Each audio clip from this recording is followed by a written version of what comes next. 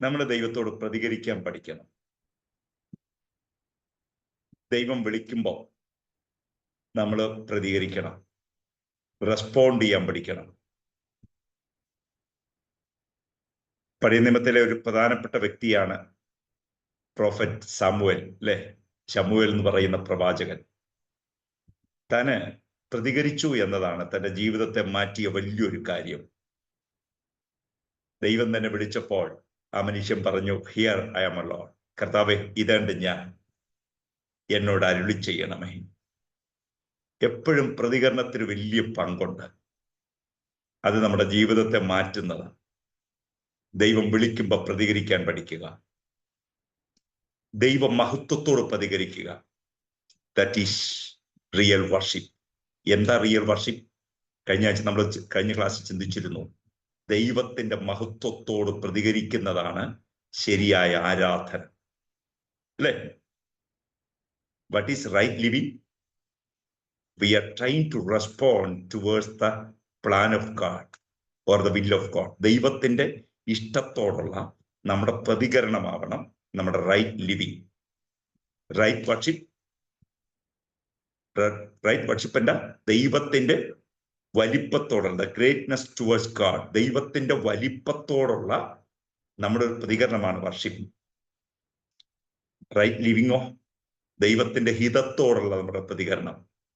അപ്പൊ എപ്പോഴും ഞാൻ പറയുന്നത്, ദൈവത്തോട് പ്രതികരിക്കാൻ പഠിക്കണം. ദൈവം വിളിക്കുമ്പോൾ കേൾക്കണം. ദൈവം നമ്മോട് സംസാരിക്കാൻ ആഗ്രഹിക്കുന്നത് കേൾക്കണം.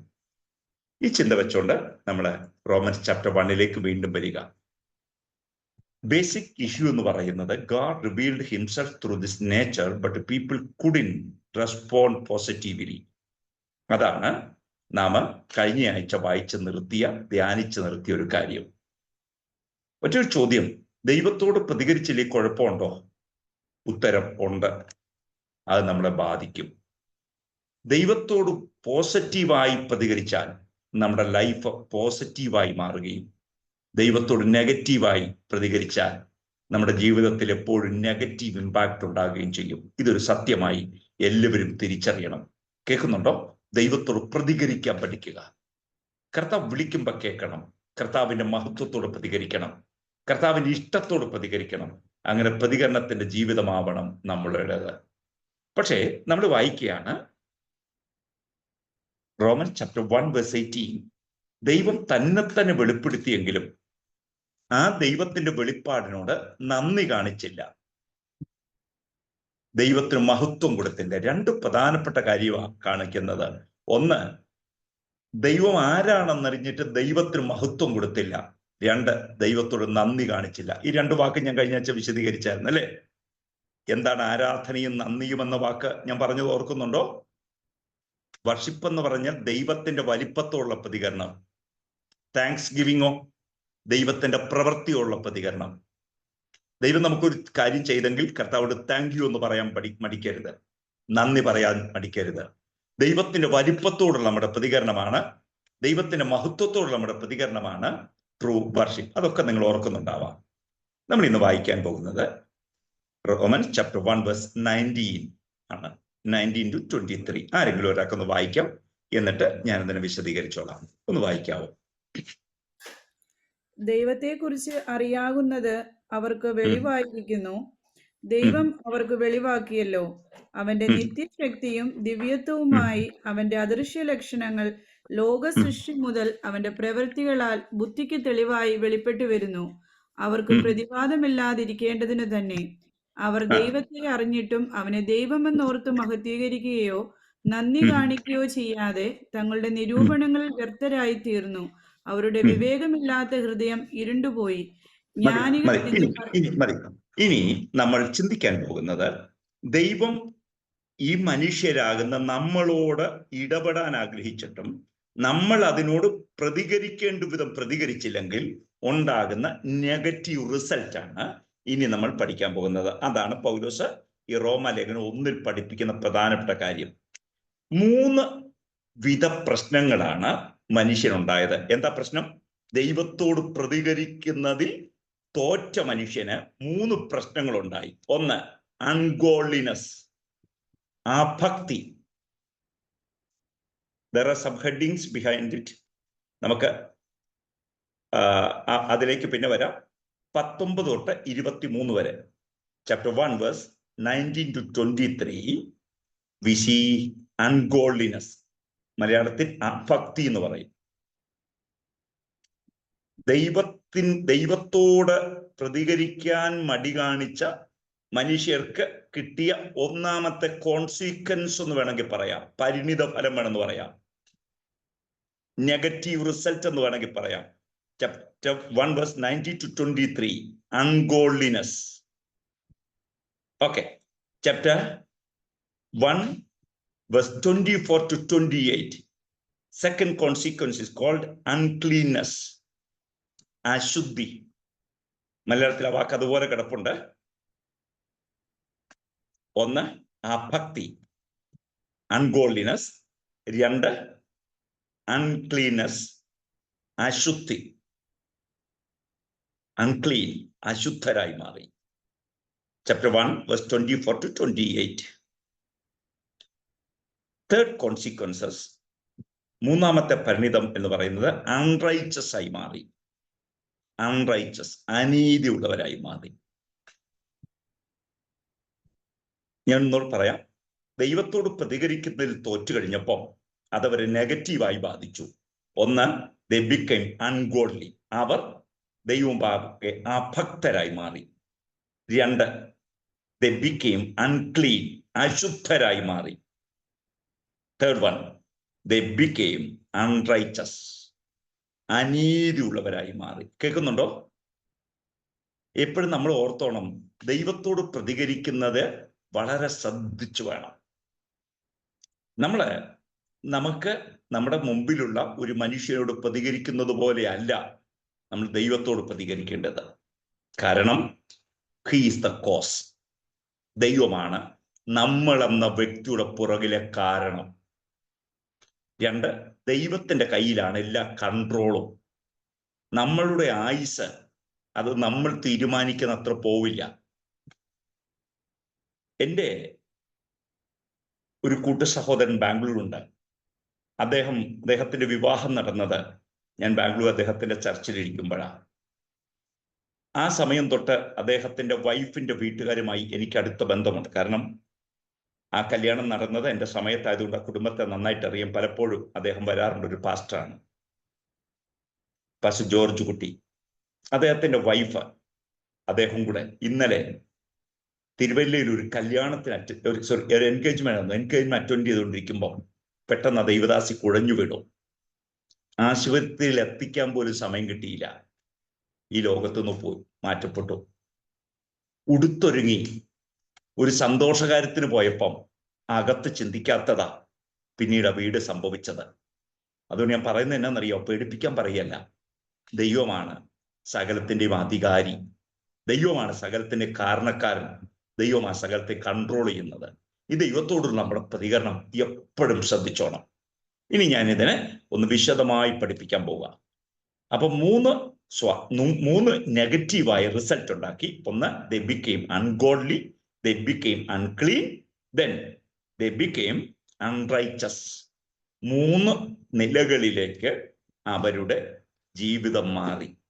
എന്താ കാര്യം? ഒറ്റ കാര്യമുള്ളൂ. ദൈവത്തെ ദൈവമെന്നോർത്ത് മഹത്വീകരിക്കുകയോ നന്ദി കാണിക്കുകയോ ചെയ്തില്ല. ഈ മഹത്വീകരിക്കുന്നത് നമ്മൾ പലപ്പോഴും തെറ്റിദ്ധരിച്ചിരിക്കുന്നത് കേവലം പാട്ട് പാടുക എന്നുള്ളതല്ല. A holy living is a right worship. വിശുദ്ധ ജീവിതമാണ് ശരിയായ ആരാധന. അതറിയായിരിക്കും അല്ലേ? ദൈവിക പ്രമാണത്തിന്റെ അടിസ്ഥാനത്തിൽ വിശുദ്ധ ജീവിതമാണ് ശരിയായ ആരാധന എന്ന് നമ്മൾ പഠിക്കണം. അത്രയും വരില്ല ശബ്ദത്തിന്.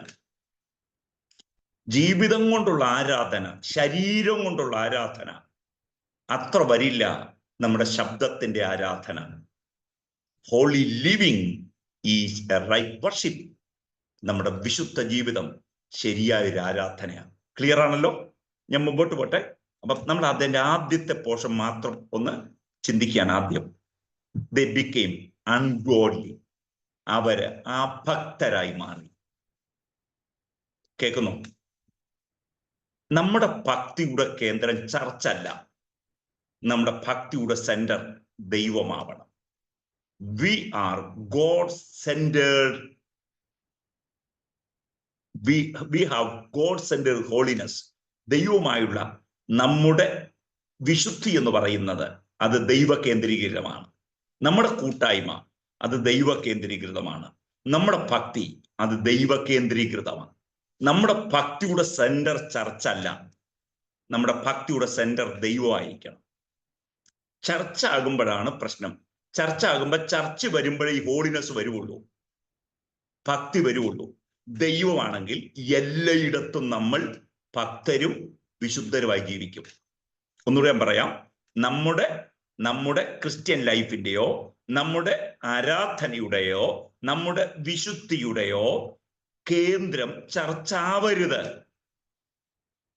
നമ്മുടെ വിശുദ്ധിയുടെയും നമ്മുടെ ഭക്തിയുടെയും നമ്മുടെ ആരാധനയുടെ കേന്ദ്രം ദൈവമാവണം. ഗോഡ് സെന്റേർഡ് ഹോളിനെസ്, ദൈവ കേന്ദ്രീകൃതമായ വിശുദ്ധ ജീവിതം. അപ്പം ഈ ജീവിതത്തെ ദൈവം ആഗ്രഹിച്ചെങ്കിലും ഇവർ ദൈവത്തോട് പ്രതികരിക്കുന്നതിൽ തോറ്റുപോയതുകൊണ്ട് ഇവർക്ക് സംഭവിച്ച ആദ്യത്തെ പ്രശ്നങ്ങളിൽ ഒന്ന് നമ്മൾ പഠിക്കുക. The first negative impact, verse 21 and 22. വായിക്കാം. ആ 3 ഹെഡിങ് മറക്കരുത്.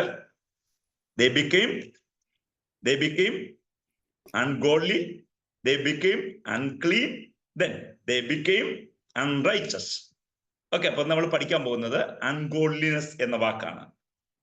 വായിക്കാം. Verse 21, 22 and 23.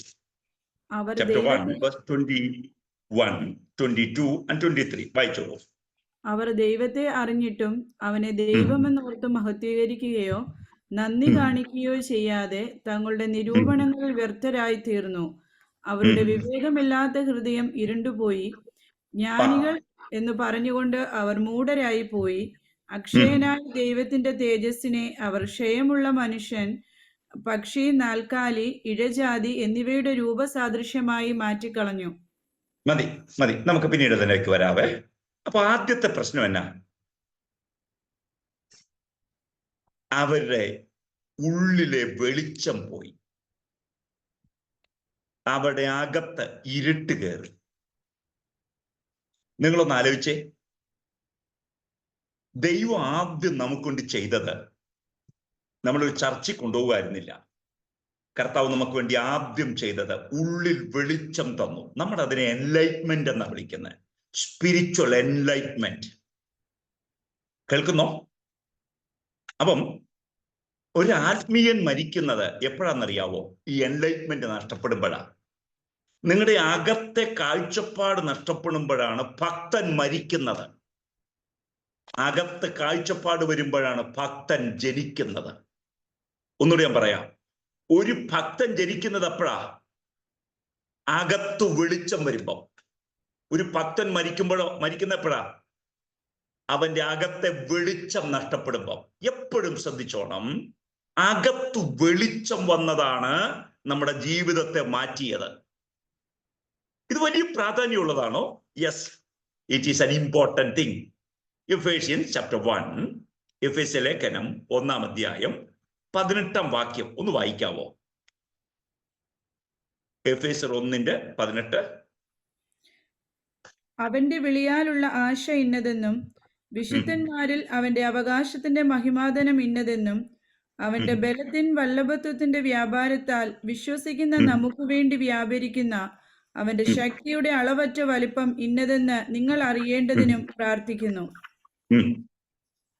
17-ാം വാക്യം ആണെന്ന് തോന്നുന്നു. 17 ഒന്ന് വായിക്കണേ.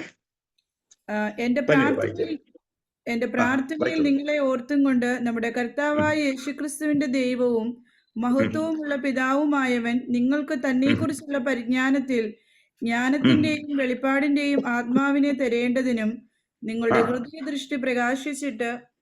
ആ വാക്കൊന്ന് ശ്രദ്ധിക്കുക. നിങ്ങളുടെ ഹൃദയദൃഷ്ടി പ്രകാശിച്ചിട്ട്. നമ്മൾ ഇതിനെ അകക്കണ്ണ് എന്ന് വിളിക്കുന്നത്, അല്ലെങ്കിൽ സ്പിരിച്വൽ എൻലൈറ്റ്മെന്റ് എന്നാണ് വിളിക്കുന്നത്. അകത്തു വെളിച്ചം വന്നു. കേൾക്കുന്നോ? നമ്മുടെ സ്പിരിച്വൽ ലൈഫിന്റെ ആദ്യത്തെ സ്റ്റെപ്പ് അതായിരുന്നു. അകത്ത് വെളിച്ചം വന്നു. അകത്തിരുട്ടുമൂടിയ മനുഷ്യന്റെ മുമ്പിൽ അകത്ത് വെളിച്ചം വന്നവരാണ് നാം. ഇനി നമ്മോടുള്ള പിശാചിന്റെ ഏറ്റവും വലിയ ചലഞ്ച് എന്താണെന്നറിയാവോ? ഈ വെളിച്ചത്തെ ഇല്ലാതാക്കുക. കേൾക്കുന്നോ? ദൈവം തന്ന നിങ്ങളുടെ കാഴ്ചപ്പാടുകൾ ഇല്ലാതാക്കുക. ദൈവം തന്ന അകത്തെ വെളിച്ചം ഇല്ലാതാക്കുക. ഇതിനെതിരെയാണ് നാം ആത്മയുദ്ധം ചെയ്യേണ്ടത്. എനിക്ക് കിട്ടിയ വെളിച്ചത്തെ ഞാൻ ഒരു തരത്തിലും നഷ്ടമാക്കുകയില്ല. കണ്ടോ? അപ്പം ഇവിടുത്തെ പ്രശ്നം, ദൈവത്തെ മഹത്വപ്പെടുത്തിയാൽ അകത്ത് വെളിച്ചം ഉണ്ടാകും. അകത്ത് വെളിച്ചം ഉണ്ടെങ്കിൽ അത് ബന്ധങ്ങളെ ബാധിക്കും. അകത്ത് വെളിച്ചമുണ്ടെങ്കിൽ ലൈഫ് ക്ലാരിറ്റി കൂടും, അല്ലേ? ഇരുട്ടത്ത് നടക്കുന്ന ഒരാൾക്ക് വെളിച്ചം കിട്ടിക്കഴിയുമ്പോൾ ഉണ്ടാകുന്ന വ്യക്തത കണ്ടിട്ടില്ലേ? ഒരു മനുഷ്യന്റെ ലൈഫ് ചേഞ്ച് ചെയ്യുന്ന എപ്പോഴാണെന്നറിയാവോ? ഈ വെളിച്ചം വന്നു കഴിയുമ്പോഴാണ്.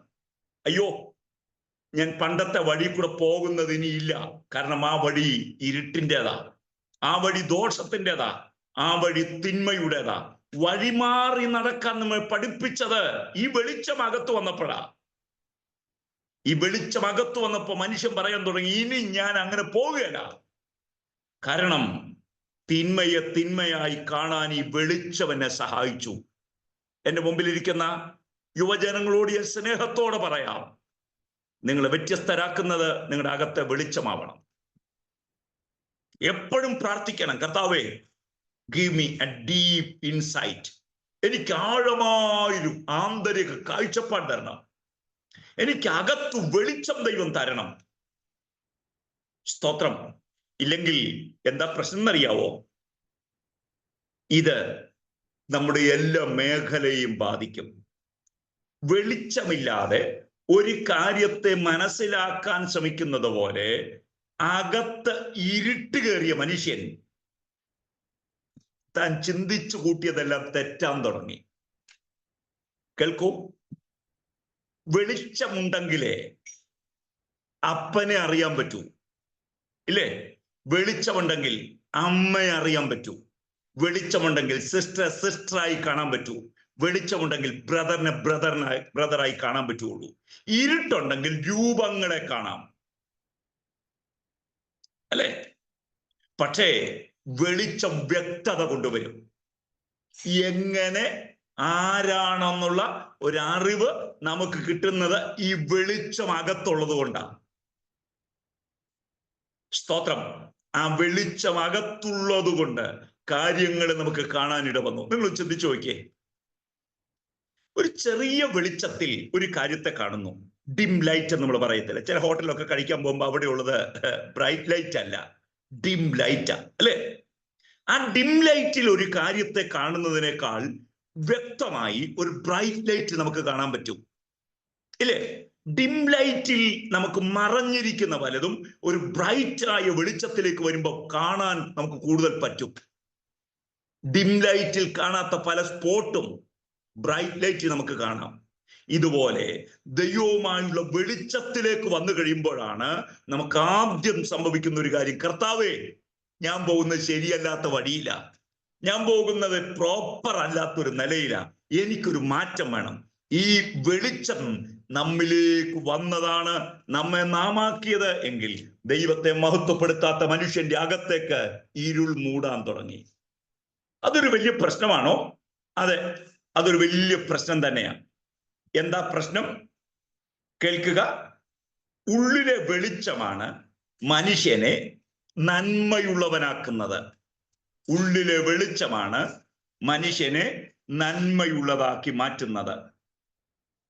ഇരുട്ടുമൂടിയ ഹൃദയത്തിലെ ചിന്തകൾ, നിരൂപണങ്ങൾ എല്ലാം ഇരുട്ടിനോട് ബന്ധപ്പെട്ടതാ. ഇരുട്ടുമൂടിയ ഉള്ളിൽ ഉണ്ടായ ചിന്തയും നിരൂപണങ്ങളുമൊക്കെ ഇരുട്ടിനോട് ബന്ധപ്പെട്ടതാ. എന്നാൽ വെളിച്ചം മൂടി ഉള്ളിലെ ചിന്തകളും നിരൂപണങ്ങളും വെളിച്ചത്തോട് ബന്ധപ്പെട്ടതാ. കേൾക്കുന്നുണ്ടോ? അകത്ത് ദൈവ വെളിച്ചം വന്ന ഒരാളുടെ ചിന്ത മുഴുവൻ ദൈവിക കാര്യത്തോടായിരിക്കും. അകത്ത് ഇരുട്ടുമൂടിയ മനുഷ്യന്റെ വഴി മുഴുവൻ അവർക്ക് ഇരുട്ടിനോട് കൂടുതൽ അടുപ്പിക്കുന്നതായിരിക്കും. കേൾക്കുന്നോ? ഒന്നിട്ട് ചെറിയ ഉദാഹരണം ഞാൻ പറയാം. അകത്ത് വെളിച്ചം വന്നു കഴിയുമ്പോൾ ആ മനുഷ്യന്റെ എല്ലാ നിലകളും മാറുക. കൂട്ടായ്മ, പ്രാർത്ഥന, ദൈവവചന ധ്യാനം, ഹോളി ലിവിങ്, ഇതിനു വേണ്ടി അകത്ത് താല്പര്യം ഉണ്ടാകും. പക്ഷെ ഇരുട്ട് കൺട്രോൾ ചെയ്താലോ?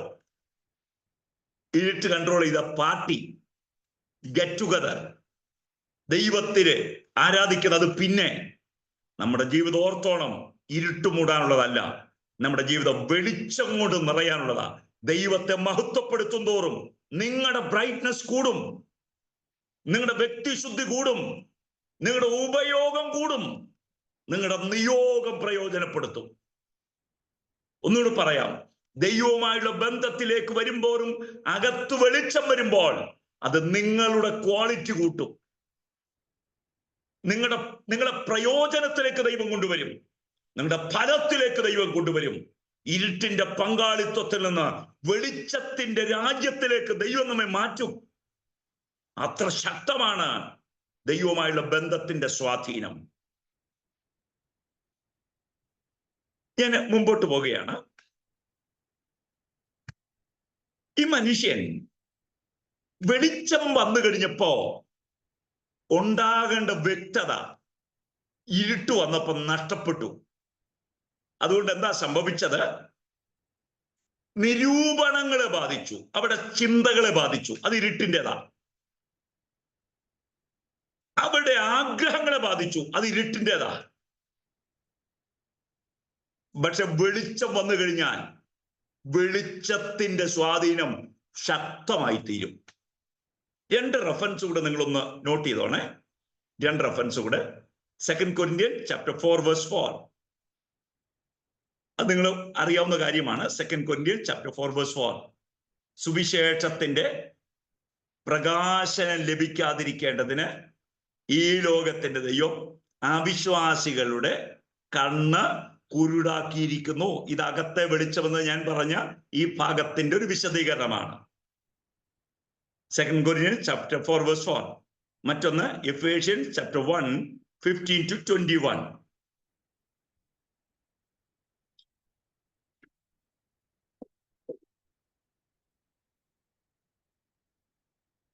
ഇനി കേട്ടെ, അതുകൊണ്ട് എന്താ പ്രശ്നമുള്ളത്?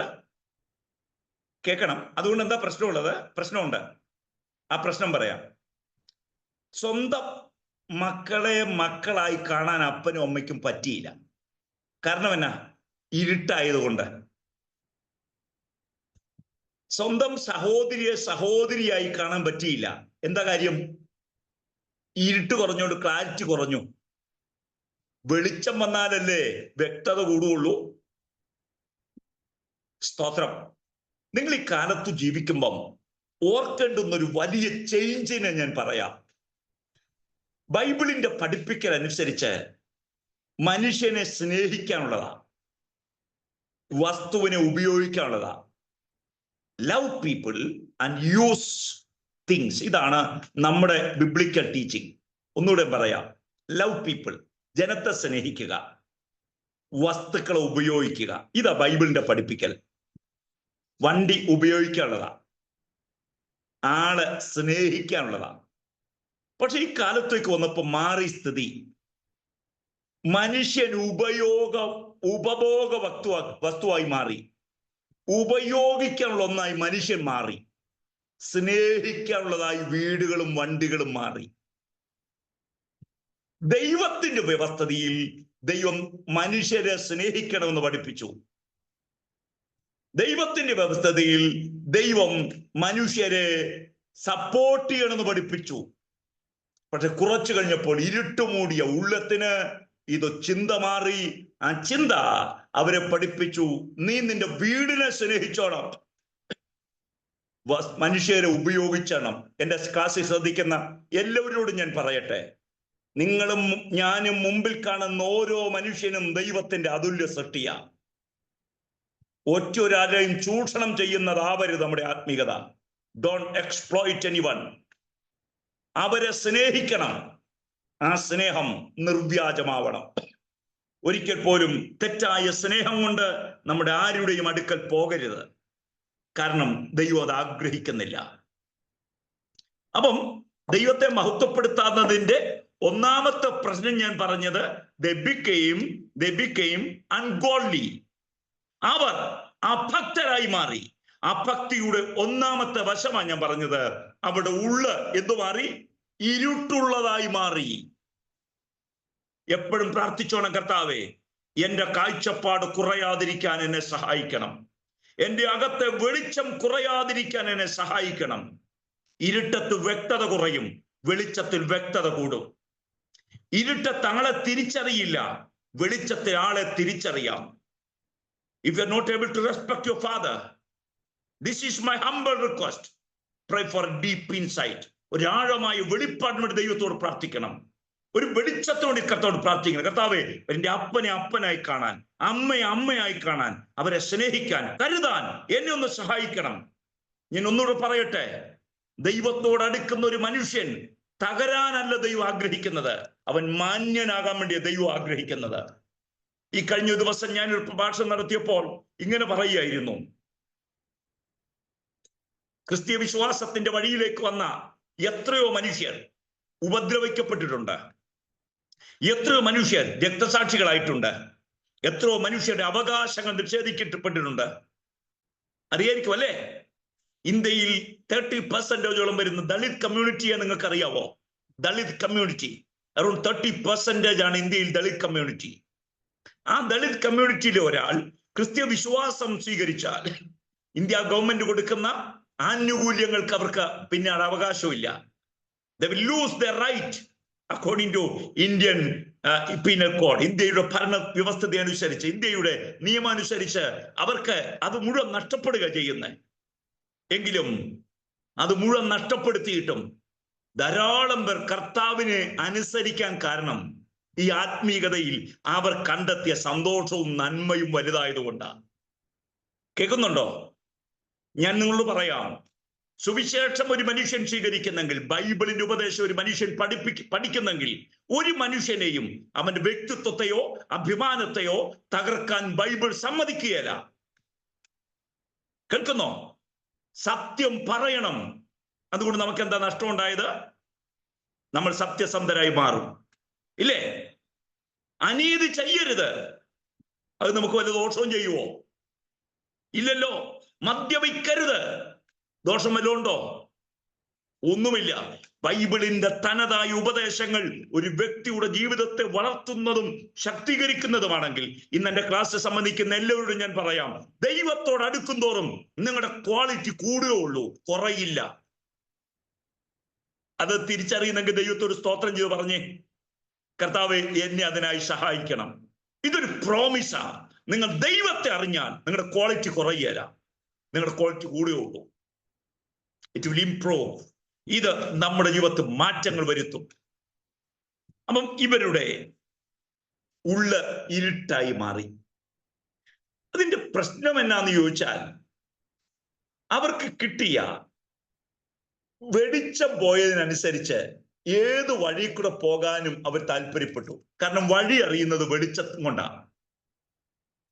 വഴി അറിയില്ലെങ്കിൽ വെളിച്ചമില്ലെങ്കിൽ വഴി തെറ്റും. നിങ്ങൾക്ക് ആ പ്രിൻസിപ്പൾ അറിയാമായിരിക്കും അല്ലെ? വെളിച്ചമില്ലാത്ത ഒരു സ്ഥലത്തൂടെ ഒന്ന് നടന്നു നോക്കിയേ, വഴി തെറ്റും. വെളിച്ചമുള്ളിടത്തൂടെ പോയി നോക്കിയേ, വഴി ശരിക്കു പോകാം. അപ്പം നമ്മൾ എവിടെയെങ്കിലും വഴിതെറ്റി പോകുന്നത് പോലും ഈ വെളിച്ചം കുറഞ്ഞോണ്ടാ. അതുകൊണ്ട് സങ്കീർത്തനത്തിൽ ഇങ്ങ് പറഞ്ഞ, ദൈവമേ നിന്റെ വചനം എന്റെ കാലിന്റെ വെളിച്ചമാണ്. അല്ലെ? ദൈവീക വെളിച്ചം എവിടെയുണ്ടോ അവിടെ മനുഷ്യൻ വഴിയിൽ ജീവിക്കാൻ പഠിക്കും. അകത്ത് വെളിച്ചം നഷ്ടപ്പെട്ടപ്പോൾ മനുഷ്യന്റെ ചിന്തകളെ ബാധിച്ചു, നിരൂപണങ്ങളെ ബാധിച്ചു, മനുഷ്യന്റെ ബന്ധങ്ങളെ ബാധിച്ചു. മനുഷ്യൻ എന്ന യാഥാർത്ഥ്യത്തെ ദൈവത്തിന് അകറ്റിക്കളഞ്ഞു. അതുകൊണ്ട് ആ വാക്ക് ഒന്നുകൂടെ പറഞ്ഞു നിർത്താം. ഒരാത്മീകൻ ജനിക്കുന്നത് അകത്ത് വെളിച്ചം വരുമ്പോഴാ. ഒരാത്മീകൻ മരിക്കുന്നത് അകത്തെ വെളിച്ചം നഷ്ടപ്പെടുമ്പോഴാ. പള്ളിപ്പോക്ക് നിർത്തുമ്പോഴല്ല, അകത്തെ വെളിച്ചം നഷ്ടപ്പെടുമ്പോൾ. ഉറച്ചു നിൽക്കണം. കർത്താവേ ആ വെളിച്ചം നഷ്ടപ്പെടാതെ എന്നെ ഒന്ന് സഹായിക്കണേ. ഓക്കെ. അൺഗോൾഡിനെസ്സിലെ രണ്ടാമത്തെ പ്രശ്നം, അവർ സൃഷ്ടിയിലേക്ക് തിരിഞ്ഞു. സൃഷ്ടാവിങ്കലേക്ക് ഉയർത്തേണ്ട കണ്ണുകൾ അവർ സൃഷ്ടിയിലേക്ക് ഉയർത്തി. ദൈവമെന്ന കേന്ദ്രത്തിൽ നിന്ന് അവർ സൃഷ്ടിയിലേക്ക് അവരുടെ ചിന്ത മാറ്റി. ഈ അകത്ത് വെളിച്ചമില്ലായ്മ തന്നെ അടുത്ത ലെവലിലേക്ക് അവർ കൊണ്ടുപോയി. എന്താ അടുത്ത level? They started to worship created things. അവർ സൃഷ്ടിയെ ആരാധിക്കാൻ തുടങ്ങി. Verse 23. Romans chapter 1 verse 23. അകത്തെ വെളിച്ചം നഷ്ടപ്പെട്ടു. അകത്തെ വെളിച്ചം നഷ്ടപ്പെട്ടപ്പോൾ അവർ അടുത്ത അധപ്പതനത്തിലേക്ക് പോയി. അതാണ് ഞാൻ മെയിൻ ഹെഡിങ് പറഞ്ഞത്. They became ungodly. അവർ ചെയ്തെന്തെന്നറിയാവോ?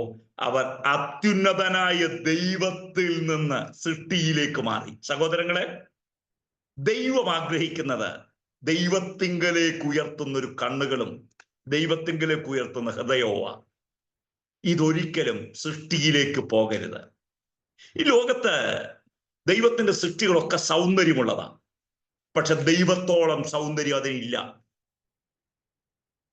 ഈ ലോകത്തെ സൃഷ്ടികൾ നമ്മെ സ്വാധീനിക്കാം, പക്ഷെ ദൈവത്തോളം ഒന്നും നമ്മളെ സ്വാധീനിക്കരുത്. അതുകൊണ്ട് ഇങ്ങനെ ഒരു സ്റ്റേറ്റ്മെന്റ് ഞാൻ പറയാം.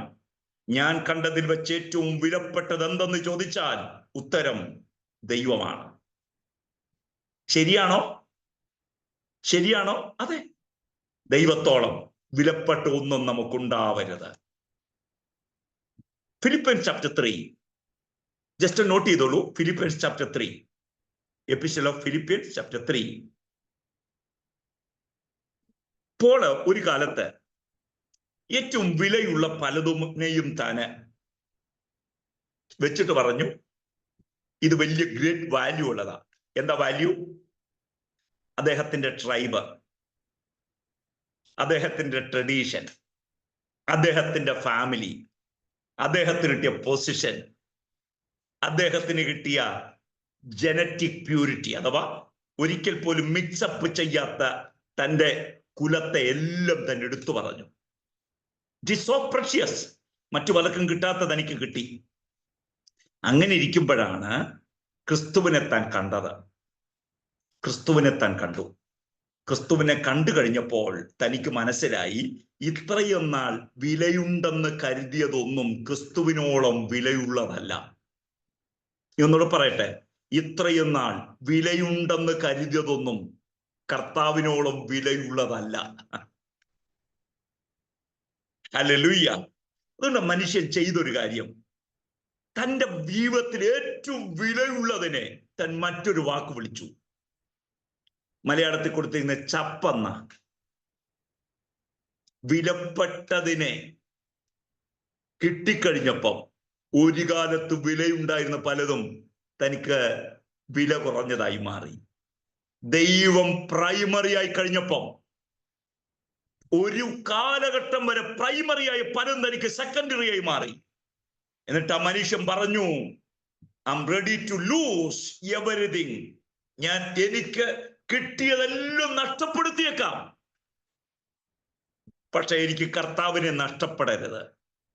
ഇന്ന് രാത്രി അക്കാരം ഒന്ന് ഉയർത്തിപ്പിടിച്ച് പറയാവോ? എനിക്ക് കിട്ടിയതിൽ വെച്ച് ഏറ്റവും വലുത് കർത്താവാ. ആ കർത്താവിനെ നഷ്ടപ്പെടാൻ എനിക്ക് ഒരിക്കലും ഇടവരരുത്. കേൾക്കുന്നോ സഹോദരങ്ങളെ? ജോലിയല്ല, ആരോഗ്യമല്ല, ഈ ലോകത്ത് കിട്ടുന്നതിൽ വിലപ്പെട്ട ദൈവമാണെന്നൊരു ചിന്തയുണ്ടെങ്കിൽ ആ ദൈവത്തോളം വില മറ്റൊന്നിനും കൊടുക്കാൻ നമുക്ക് ഇടവരരുത്. നമ്മുടെ കണ്ണുകൾ അന്ധമായി പോകരുത്. കേൾക്കുന്നോ? ഏറ്റവും വിലപ്പെട്ട ദൈവമാണ്. ഞാൻ പറഞ്ഞത്, ഈ അൺഗോൾഡിനെസ്സേക്ക് അവർ മാറാനുള്ള കാര്യം അകത്തെ ഇരുട്ട്. അകത്തെ ഇരുട്ട് ദൈവത്തെ കാണാൻ അവരെ അനുവദിച്ചില്ല. അതുകൊണ്ട് ദൈവത്തിങ്കലേക്ക് നോക്കാൻ അവിടെ അകക്കണ്ണിന് പറ്റാഞ്ഞതുകൊണ്ട് അവർ കണ്ടതിനെ ദൈവം എന്ന് വിളിച്ചു. കേൾക്കുന്നോ ഡേഞ്ചർ? നോക്കിയേ, ഞാൻ പലപ്പോഴും പറയാറുണ്ട്, ഒരു ചെറിയ തേനീച്ചയെ പിടിച്ച് ആ തേനീച്ചയെ പഠിച്ച് അതിൻ്റെ പുറകിൽ റിസർച്ച് നടത്തി PhD എടുത്ത മിടുക്കന്മാരുണ്ട്. പക്ഷേ ഇത്രയും നിരീക്ഷണ പാഠമുണ്ടായിട്ടും ഇത്രയും കഴിവുണ്ടായിട്ടും ദൈവത്തെ ദൈവമെന്ന് അറിയാൻ പലർക്കും കഴിയാതെ പോയപ്പോൾ സത്യദൈവത്തെ അറിയാൻ ദൈവം അകത്ത് കാഴ്ചപ്പാട് കൊടുത്തവരെ ഓർത്ത് കർത്താവിന് സ്തോത്രം ചെയ്യുക. അതുകൊണ്ട് അക്കാദമിക് എക്സലൻസി അല്ല ദൈവം ആഗ്രഹിക്കുന്ന അറിവ്, സൃഷ്ടാവിനെ അറിയാനുള്ള അറിവാണ്. നിങ്ങൾ അക്കാദമിക്കിൽ എക്സലന്റ് ആവില്ല, നിങ്ങളുടെ ജോലിയിൽ നിങ്ങൾ മിടുക്കരാവില്ല, ഇംപ്രൂവ് ചെയ്യേണ്ട മേഖല മുഴുവൻ ഇംപ്രൂവ് ചെയ്യണം, അതൊക്കെ സത്യമാ. പക്ഷേ ദൈവമെന്ന യാഥാർത്ഥ്യത്തെ അറിയാൻ നിങ്ങൾക്ക് ഭാഗ്യം കിട്ടിയെങ്കിൽ മറ്ററിവുകളെക്കാൾ വലുതല്ലേ ദൈവമെന്ന അറിവിലേക്കുള്ള ആ നന്മ. അപ്പൊ ഇവിടെ കണ്ണുകൾ അകത്തെ ഇരുട്ട് മൂടിയത് കൊണ്ട് ദൈവത്തിങ്കലേക്ക് നോക്കാൻ അവർക്ക് പറ്റിയില്ല, ദൈവത്തെ കാണാൻ അവർക്കും പറ്റിയില്ല. അതുകൊണ്ട് തന്നെ അവര് തങ്ങൾ സൃഷ്ടിച്ചുണ്ടാക്കിയ പലതിനെയും ദൈവം എന്ന് വിളിക്കാൻ തുടങ്ങി. മനുഷ്യൻ തൊട്ട് ഇഴജന്തു വരെയുള്ളവരെ അവർ ദൈവം എന്ന് വിളിച്ചു. എപ്പോഴും ഓർത്തോണേ, ദൈവത്തെ പരിമിതപ്പെടുത്തുന്നതല്ലേ ദൈവത്തിന് ഏറ്റവും വലിയ വേദന, അല്ലേ? ദൈവത്തിന് കൊടുക്കേണ്ട മഹത്വം സൃഷ്ടിയിലേക്ക് പോയി. ദൈവത്തിങ്കിലേക്ക് ഉയർത്തേണ്ട കണ്ണുകൾ അവർ സൃഷ്ടിയിലേക്ക് മാറ്റി. എന്നിട്ട് സൃഷ്ടിയെ വിളിക്കാൻ തുടങ്ങി, ഇതെന്റെ ദൈവമാണ്. ഞാൻ എപ്പോഴും നിങ്ങളോട് കാര്യം പറയട്ടെ, സ്പിരിച്വാലിറ്റി എന്ന് പറയുന്നത് നിങ്ങളുടെ കാഴ്ചപ്പാടുകളോട് ബന്ധപ്പെട്ടതാ. ആ കാഴ്ചപ്പാട് കുറയാൻ അനുവദിക്കാതിരുന്നാൽ ദൈവമെന്ന യാഥാർത്ഥ്യത്തിന്റെ വ്യക്തത കൂടാനിടവരും. ഞാൻ ഒന്ന് രണ്ട് വാക്കുകൾ നിങ്ങളുടെ മുമ്പിൽ ഒന്ന് കൊണ്ടുവരാൻ ആഗ്രഹിക്കുക. അത് ഒന്ന് ശ്രദ്ധിച്ചു കേൾക്കണേ.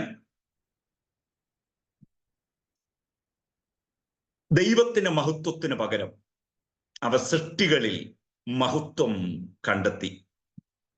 മനുഷ്യനും മൃഗങ്ങളും ആരാധന മൂർത്തികളായി മാറി. ദൈവത്തിന്റെ രൂപം, ദൈവത്തിന്റെ പ്രകൃതം, ദൈവത്തിന്റെ ഗുണം. ഒന്നുകൂടെ കേൾക്കൂ. ദൈവത്തിന്റെ രൂപം, ദൈവത്തിന്റെ പ്രകൃതം, ദൈവത്തിന്റെ ഗുണം എന്നിവ അവ സൃഷ്ടികളിൽ കണ്ടെത്താൻ തുടങ്ങി. ഉയർത്തേണ്ട സ്വരം സൃഷ്ടാവിങ്കിൽ നിന്നും സൃഷ്ടിയിലേക്ക് മാറി. അപകടം കണ്ടോ? അത് അവരുടെ ലൈഫിന്റെ ഒരു പതനമായിരുന്നു. ദൈവവുമായുള്ള ബന്ധങ്ങളിൽ നിന്ന് അവർ മാറി. മറ്റൊരു ചിന്ത കൂടെ നിങ്ങളുടെ അകത്ത് തരാം, കുറച്ച് ഡീപ്പാണ്, ശ്രദ്ധിച്ചു കേൾക്കണേ. ദൈവം എന്ത് ചെയ്യുന്നു എന്നതിനേക്കാൾ നമ്മളെ സ്വാധീനിക്കേണ്ടത് ദൈവം ആരാണെന്നുള്ളൊരു ബോധ്യമാണ്. ഞാൻ ഒന്നുകൂടെ പറയട്ടെ, എന്താണ് ദൈവം ചെയ്യുന്നത് എന്നത് ദൈവത്തിന്റെ ആക്ടിവിറ്റിയാണ്. പക്ഷെ ദൈവം ആരാണെന്നറിയുന്നതാണ് ദൈവത്തിന്റെ പേഴ്സണാലിറ്റി. Who is God? കേൾക്കുന്നോ? What he is doing is secondary for me, but primary, who is he? ആരാണ് എന്റെ ദൈവം എന്ന അറിവാണ് എന്നെ സംബന്ധിച്ചോളം ഏറ്റവും പ്രധാനപ്പെട്ട കാര്യം. ഞാൻ അത് ക്ലിയർ ആക്കാൻ, ഞാൻ ഈ പറഞ്ഞ ഐഡിയ കൺഫ്യൂഷൻ വേണ്ട. കേട്ടെ, ഇസ്രായേൽ ജനം ഈജിപ്തിൽ നിന്ന് വരിക. ഈജിപ്തിൽ നിന്ന് വരുമ്പോ അവിടെ അകത്ത് ഈജിപ്തിലെ ദൈവങ്ങളെ കുറിച്ചുള്ള കുറെ ചിന്ത കിടപ്പുണ്ട്. നിങ്ങൾക്കറിയാമായിരിക്കാം, പുരാതന ഈജിപ്ത് എന്ന് പറയുന്നത്, പ്രത്യേകിച്ച് മെംഫിസ് എന്ന് പറയുന്ന ആ ഒരു സ്ഥലം കാളദൈവങ്ങളെ ആരാധിക്കുന്ന ഒരു സ്ഥലമായിരുന്നു. അവിടെ ഈ ഇസ്രായേൽ ജനം ദീർഘകാലം ജീവിച്ചത്. അപ്പം അവര് ദൈവം എന്നൊക്കെ വിളിച്ച് ആരാധിച്ചുകൊണ്ട് നടന്നിരുന്ന രൂപങ്ങളുടെ ചിന്ത എവിടെ കിടപ്പുണ്ട്? ഇസ്രായേൽ ജനത്തിന്റെ ഉള്ളിൽ കിടപ്പുണ്ട്. ഈ ഇസ്രായേൽ ജനം സത്യത്തിൽ ദൈവത്തെക്കുറിച്ചുള്ള ബോധ്യത്തിലേക്ക് വന്ന് ദൈവം ആരാണെന്ന് അറിയേണ്ടതിന് പകരം ഇപ്പോഴും അവർ കൊണ്ടു നടക്കുന്നത് ഈ പഴയ കൺസെപ്റ്റാ. ദൈവത്തെക്കുറിച്ചുള്ള ബോധ്യം അവർക്ക് വരാൻ അവർ താല്പര്യപ്പെട്ടില്ല. They have seen activities of God. അല്ലെ, ചെങ്കടൽ പിളർന്നത് ദൈവത്തിന്റെ ആക്ടിവിറ്റിയാ. മിറാക്കുലസ് ആ ആക്ടിവിറ്റീസ് മുഴുവൻ അവർ കണ്ടതാ. പക്ഷെ പ്രശ്നം, ദൈവം ആരാണെന്ന് മനസ്സിലാക്കുന്നവർ തോറ്റുപോയി. Book of Exodus chapter 32 verse 4. Book of Exodus chapter 32 verse 4. ആ വാക്യം ഒന്ന് വായിക്കാവോ? പുറപ്പാട് പുസ്തകം 32:4. പെട്ടെന്ന് വായിക്കണേ. അവൻ അത് അവരുടെ കയ്യിൽ നിന്ന് വാങ്ങി ഒരു കൊത്തുളി കൊണ്ട് ഭാഷ വരുത്തി ഒരു കാളക്കുട്ടിയെ വാർത്തുണ്ടാക്കി. എവിടുന്ന ഈ ദൈവം എന്നുള്ള കൺസെപ്റ്റ് കിട്ടിയേ? ഈജിപ്തിന്ന്. ഇപ്പൊ ഇത്രയും കാലം ദൈവത്തെ പിൻപറ്റിയിട്ടും ദൈവമെന്ന സത്യത്തെ രൂപപ്പെടുത്തുന്നതിൽ അവര് പരാജയപ്പെട്ടു പോയില്ലേ? സഹോദരങ്ങളെ, ഞാൻ സ്നേഹത്തോടെ പറയാം, നമ്മുടെ ദൈവത്തിന്റെ വലിപ്പത്തെ കുറച്ചു കളയരുത്. 3 പ്രധാനപ്പെട്ട വാക്കുകൾ നിങ്ങൾ പഠിക്കാതെ പോകരുത്. 1, പോളിത്തീസം, ബഹുദൈവ വിശ്വാസം. ദൈവം ഒന്നിലധികമുണ്ടെന്നുള്ള ചിന്ത, പോളിത്തീസം. രണ്ടാമത്തെ ഡേഞ്ചറസ് തിങ് ആണ് pantheism. Pantheism, God is in everything അല്ലെ? പോളിത്തീസം, ദൈവം ഒന്നിലധികം. പാൻതീസം, എല്ലാ വസ്തുക്കളിലും ദൈവം ഉണ്ടെന്നുള്ള ചിന്ത. പക്ഷെ മോണോത്തീസം, ഏക ദൈവ വിശ്വാസം. ഇപ്പൊ മാറിപ്പോകരുത്. സൃഷ്ടികളിൽ ദൈവം ഇല്ല, പക്ഷേ ദൈവത്തിന്റെ പ്രവർത്തികളാണ് സൃഷ്ടി എന്നാണ് നമ്മൾ വിശ്വസിക്കുന്നത്.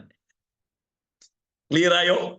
സൃഷ്ടികളിൽ ദൈവമില്ല, പക്ഷെ സൃഷ്ടികളിൽ ദൈവത്തിന്റെ മഹത്വമുണ്ട്. കാരണം ദൈവം ഉണ്ടാക്കി എന്നുള്ളതാണ് സൃഷ്ടിയുടെ ഏറ്റവും വലിയ മഹത്വം. ഇസ്രായേൽ നാളുകൾ കഴിഞ്ഞിട്ടും ഈ ദൈവത്തെ മഹത്വപ്പെടുത്തുന്ന ദൈവത്തെക്കുറിച്ചുള്ളൊരു ബോധ്യം അവർക്ക് കിട്ടിയില്ല. ഇസ്രായേലിന് പറ്റിയ ഈ അബദ്ധം ഒരിക്കലും നാം ആവർത്തിക്കരുത്. നമ്മുടെ ഉള്ളിലെ ദൈവിക ബോധ്യം ഒരിക്കലും ചെറുതായി കാണരുത്. അങ്ങനെ അവർ സൃഷ്ടിയെ ദൈവം എന്ന് വിളിക്കാൻ തുടങ്ങിയതോടുകൂടെ ഇടയുന്നതും പറക്കുന്നതും ചിരിക്കുന്നതും ഒക്കെ ദൈവങ്ങളായി മാറി. ദൈവത്തെ നിരസിച്ചു, ദൈവത്തെ തള്ളി. എന്നിട്ട് സൃഷ്ടികളെ ദൈവം എന്ന് വിളിച്ചു, രൂപങ്ങളുണ്ടാക്കി, കുടിയിരുത്തലുകൾ നടത്തി.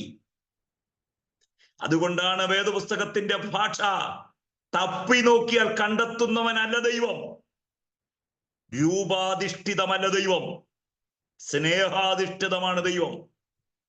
നമ്മുടെ ദൈവത്തിന്റെ രൂപത്തെക്കാൾ ദൈവത്തിന്റെ സ്നേഹമാണ് വലുത്, ദൈവത്തിന്റെ പ്രകൃതമാണ് വലുത്. അതറിയണം. അതുകൊണ്ട് ഇന്ന് രാത്രി ഞാൻ സ്നേഹത്തോടെ പറയാം, ദൈവത്തെ മഹത്വപ്പെടുത്തും തോറും ദൈവം ആരാണെന്നുള്ള അറിവ് നമ്മൾ കൂടുതൽ വർദ്ധിച്ചു വരണം. ഒരു ചെറിയ ഉദാഹരണം കൂടി ഞാൻ പറയാം. ഒരു ചെറിയ ഉദാഹരണം കൂടെ. Gospel of John chapter 4. Gospel of John chapter 4. അവിടെ യേശുവും സമരിട്ടൻ വുമണുമായിട്ടുള്ളൊരു ഒരു ഇടപാട്. നിങ്ങൾ ആ സമരിട്ടൻ വുമണിനെ ആദ്യം പരിചയപ്പെടുക. യേശുമായി ആ ശമരിയ സ്ത്രീ സംസാരിച്ചു കഴിയുമ്പോൾ അവളുടെ ഫസ്റ്റ് അണ്ടർസ്റ്റാൻഡിങ് എന്താണെന്ന് നോക്കിക്കേ. ഗോസ്പൽ ഓഫ് ജോൺ ചാപ്റ്റർ 4 ഒന്ന് വന്നേ.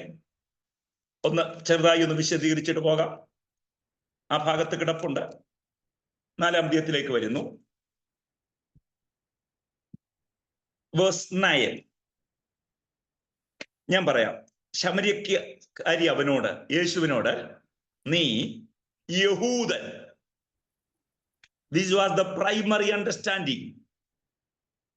യേശുവുമായി സംസാരിക്കുമ്പോൾ അവൾക്ക് കിട്ടിയ ആദ്യത്തെ കാഴ്ചപ്പാട്, ഈസ് എ ജൂ, അവൻ ഒരു യഹൂദനാണ്. പക്ഷെ അവൾ കണ്ടിന്യൂ ചെയ്യുക, യേശുവുമായുള്ള സംഭാഷണത്തെ കണ്ടിന്യൂ ചെയ്യുന്നു. കണ്ടിന്യൂ ചെയ്യുമ്പോൾ വേഴ്സ് 11 ആദ്യത്തെ അണ്ടർസ്റ്റാൻഡിങ് മാറി. വായിച്ചോ. സ്ത്രീ അവനോട്, യജമാനനെ, നിനക്ക് കോരുവാൻ പാത്രമില്ലല്ലോ, കിണറ് ആഴമുള്ളതാകുന്നു, പിന്നെ ജീവൻ. രണ്ടാമത്തെ അണ്ടർസ്റ്റാൻഡിങ്, രണ്ടാമത്തെ അണ്ടർസ്റ്റാൻഡിങ്, മാസ്റ്റർ, യജമാനൻ. ഒന്നോ, you are a Jew. It is a common understanding, ordinary understanding. സെക്കൻഡിലേക്ക് വന്നപ്പോൾ റെസ്പെക്റ്റീവായി മാറി, യജമാനനായി മാറി. നിങ്ങൾക്ക് ഞാൻ പറയുന്ന കാര്യം മനസ്സിലാകുന്നുണ്ടോ? എന്താന്ന് പറഞ്ഞു മനസ്സിലാകുന്നുണ്ടോ? അടുക്കും തോറും അറിയുന്നതാണ് ദൈവത്തിന് മഹത്വം. ഒന്നുകൂടെ ഞാൻ പറയട്ടെ, അടുക്കും തോറും അറിയുന്നതാണ് ദൈവത്തിന് മഹത്വം. അടുക്കും തോറും കുറയുന്നതല്ല ദൈവത്തിന് മഹത്വം.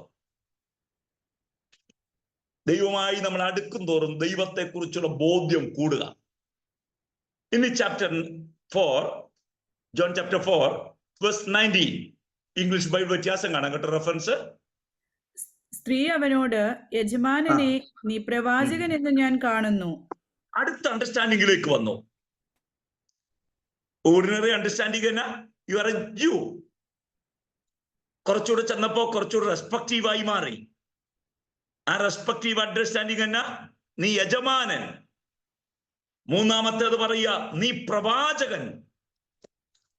നോക്കണം, 25-ാമത്തെ വാക്യം വായിക്കാം. സ്ത്രീ അവനോട്, മശിഹ എന്ന് വെച്ചാൽ ക്രിസ്തു വരുന്നു എന്ന് ഞാൻ അറിയുന്നു. അവൻ വരുമ്പോൾ സകലവും അറിയിച്ചു തരും എന്ന് പറഞ്ഞു. യേശു അവളോട്, നിന്നോട് സംസാരിക്കുന്ന ഞാൻ തന്നെ മശിഹ എന്ന് പറഞ്ഞു. 4-ാമത്തെ സ്റ്റേജിലെത്തിയപ്പം അവൾ അറിയേണ്ടും വിധം യേശുവിനെ അറിയാം. നമ്മുടെ കാഴ്ചപ്പാടുകൾ ചെറുതാകാനുള്ള കാരണം കർത്താവിനെ അറിയേണ്ടും വിധം അറിയുന്നില്ലെന്നുള്ളതാ.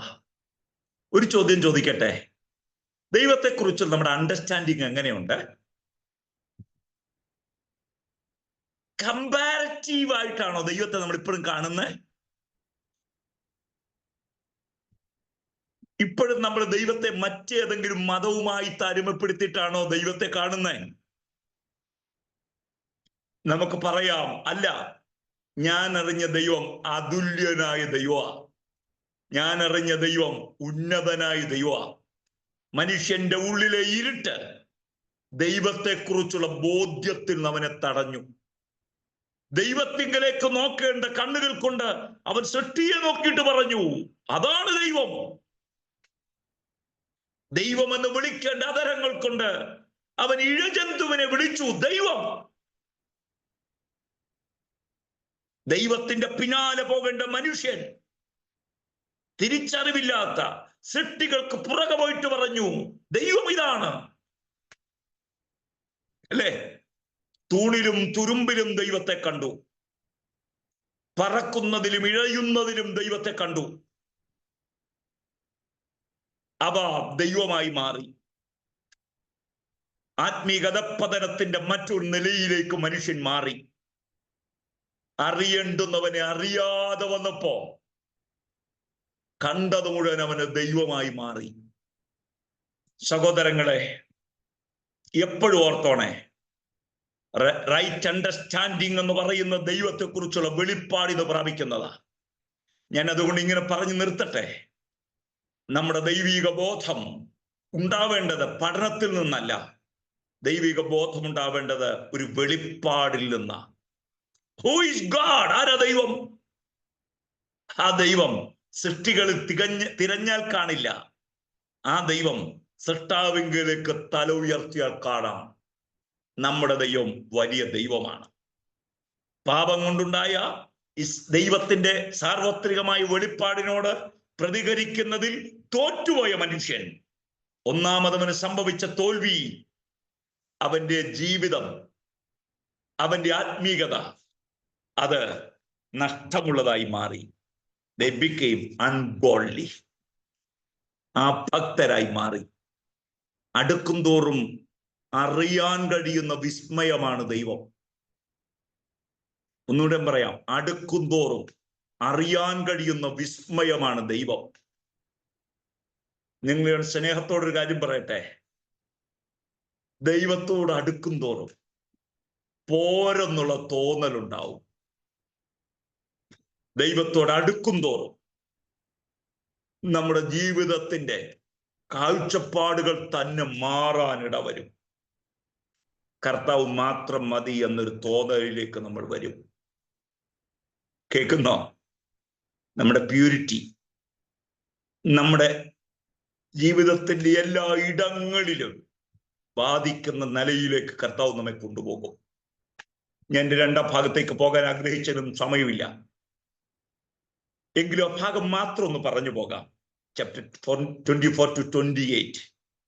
They became unclean. അശുദ്ധരായി മാറി. കേൾക്കുന്നോ? ദൈവത്തോടടുക്കുമ്പോൾ നമ്മൾ ശുദ്ധീകരിക്കപ്പെടും. ദൈവത്തിൽ നിന്ന് അകലും തോറും നമ്മൾ ശുദ്ധീകരണം കുറഞ്ഞവരായി മാറും. സ്തോത്രം. വല്ലാത്തൊരു വിഷമത്തിലേക്ക് ഈ ജനത പോവുക. അശുദ്ധി നിറഞ്ഞ ബന്ധങ്ങളിലേക്ക് പോയി ഈ ജനം. അശുദ്ധി നിറഞ്ഞ റിലേഷൻഷിപ്പ് അവർക്കുണ്ടായി. അശുദ്ധി നിറഞ്ഞ ആഗ്രഹങ്ങൾ അവർക്കുണ്ടായി. ഈ കാലഘട്ടം വല്ലാത്തൊരു കാലഘട്ടമാണ്.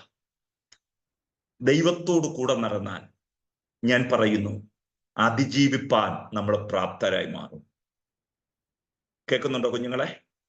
എൻ്റെ മുമ്പിലുള്ള യുവാക്കന്മാരെ, വളർന്നു വരുന്ന മക്കളെ, സ്നേഹത്തോടെ പറയട്ടെ, നിങ്ങൾ നല്ലവരാകണമെന്ന് ആഗ്രഹിക്കുന്ന ഒരു ഹൃദയമുണ്ട്. അത് ദൈവത്തിന്റെ ഹൃദയമാണ്.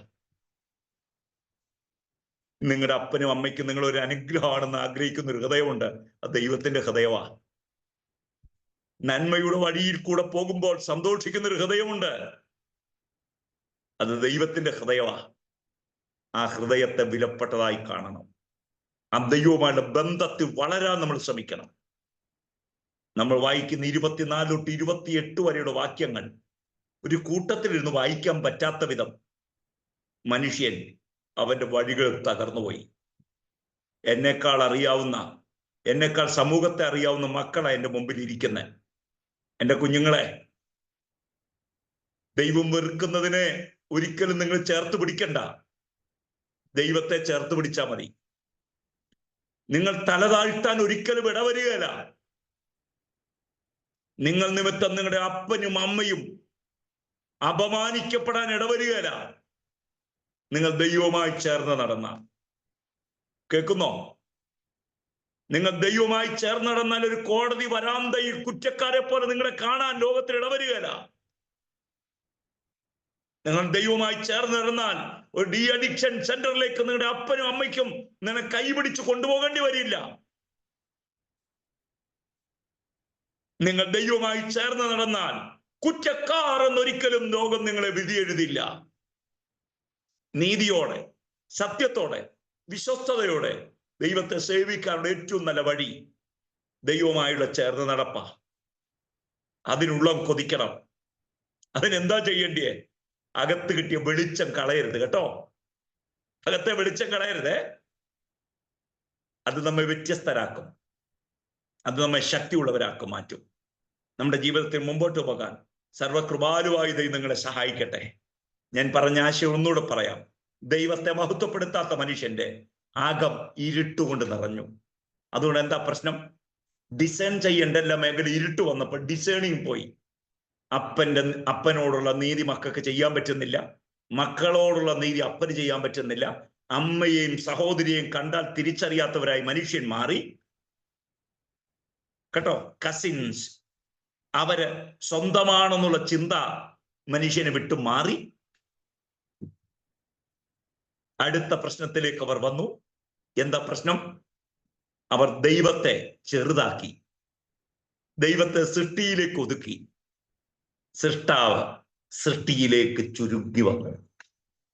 സൃഷ്ടിച്ചവയെ ദൈവം എന്ന് വിളിച്ചു. കാരണക്കാരനെ തള്ളിക്കളഞ്ഞു.